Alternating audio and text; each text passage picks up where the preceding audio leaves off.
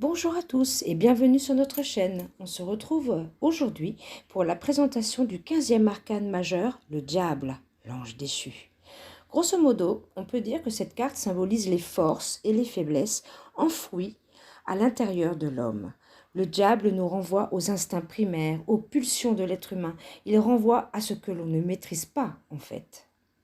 Au premier abord, cette lame semble effrayante. Ok, c'est vrai que ce n'est pas la plus sympa.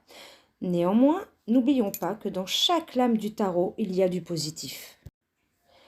Si Lou et moi devions nommer des personnes incarnant le diable, ce serait sans hésiter Serge Gainsbourg et Pablo Picasso.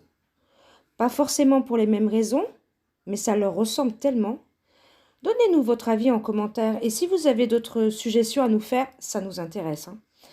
Au niveau de sa psychologie, le diable représente quelqu'un de fascinant, de séduisant, voire charismatique. Il aime le sexe, le pouvoir, l'argent. Il est énergique, passionné, déterminé, rusé. Dans ses excès, eh bien justement, il sera dans les excès, parfois obsédé par l'argent, le sexe ou le pouvoir. Quelquefois aussi manipulateur, menteur, brutal et sans scrupule pour arriver à ses fins. Il est bon de préciser que pour certains tarologues, cette lame perd de sa négativité lorsqu'elle sort à l'envers, mais faire des tirages avec les cartes à l'envers n'est pas une obligation. Passons maintenant aux mots-clés pour l'arcane du diable. Nous dirons plaisir, coucou le chat, désir, passion, envoûtement, vitalité, excès, argent. Commençons par la notion de plaisir. Le diable évoque en effet le plaisir de posséder des biens matériels, des personnes. Cela renvoie à notre côté animal justement, à ce besoin d'assouvir, de satisfaire nos instincts primaires. Mais attention, la recherche constante ou excessive du plaisir peut aboutir à des addictions. Au revoir le chat. Ah, la chatte, hein, Luna. Oh, je recommence, mais attention, hein, la recherche constante ou excessive du plaisir peut aboutir, oh Luna, peut aboutir à des addictions, à des dépendances, drogue, alcool, sexe, nourriture. Autre notion importante, celle du désir. La carte du diable nous parle de libido, de désir sexuel, de sexualité, de relations charnelles, de tentation aussi. Il est clair que si l'on interroge le tarot pour savoir si l'on va rencontrer son âme sœur, cet arcane évoquera davantage des relations sexuelles, des rapports sexuels, que la symbiose spirituelle de deux âmes. Passons à présent au mot-clé passion. Vous avez sûrement compris que cette carte ne parle absolument pas d'amour. Le diable, lui, incarne la passion. Et forcément, dans ses excès, la passion est destructrice. Le mot-clé envoûtement, lui, renvoie en positif au concept de la séduction et du charisme. Dans ses excès, l'envoûtement devient charisme vampirisant, manipulation, mensonge, relations toxiques, escroquerie.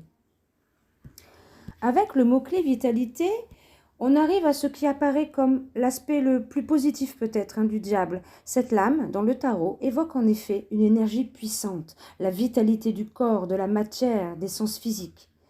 Dans son aspect positif, elle engendra la détermination, la motivation, la force, la pulsion créatrice. Néanmoins, dans ses excès, cette vitalité, lorsqu'elle n'est plus maîtrisée, se transforme en violence, en brutalité, en agressivité, en domination. Le mot-clé suivant, excès, maintenant. Quand les instincts, les pulsions, bref, le côté animal de l'être humain n'est plus sous contrôle du tout, ça aboutit à des excès en tout genre. Excès qui rendent l'homme esclave de ses propres démons. Sa vitalité se transforme en brutalité, son désir en obsession, son plaisir en addiction, en dépendance. Sa séduction devient manipulation. Sa passion exaltante, devient passion dévastatrice. Autre mot-clé, l'argent. Étant lié au matérialisme et à l'argent, le diable évoque par exemple le désir d'en gagner coûte que coûte. Désir susceptible de devenir lui aussi une obsession. Bien, après avoir dit tout ça sur cet arcane, on se demande quel bon conseil peut-il bien nous prodiguer. En fait, en carte conseil, le diable va surtout nous mettre en alerte. Il va appuyer là où ça fait mal, afin que l'on puisse canaliser nos pulsions, voire s'en libérer. Il nous ramène à nos schémas toxiques, nos comportements nocifs, nos relations de dépendance, et nous amène à nous poser les bonnes questions. À quoi suis-je attaché de façon excessive? De quoi dois-je me libérer? Car oui, cette carte nous renvoie à notre soumission à toutes les chaînes que nous nous sommes créées dans notre vie. Le diable nous parle de dépendance à l'alcool, au sexe, à la drogue, à la nourriture, mais aussi de relations toxiques et de dépendance affective. Même si notre sentiment d'impuissance est grand, cet arcane nous encourage à retrouver notre liberté par rapport à nos attachements aux choses ou aux personnes, ou le diable nous encourage à nous libérer du sortilège du diable. On peut se libérer de notre impuissance. Ce n'est pas le diable qui nous maintient dans nos comportements nocifs ou dans nos dépendances, mais nous seuls. C'est à nous de choisir de nous libérer de nos chaînes. Y parvenir nous permettra de reprendre le contrôle de notre vie. Lou a trouvé une citation chinoise qui nous semble très à propos et très belle à la fois et très, très profonde.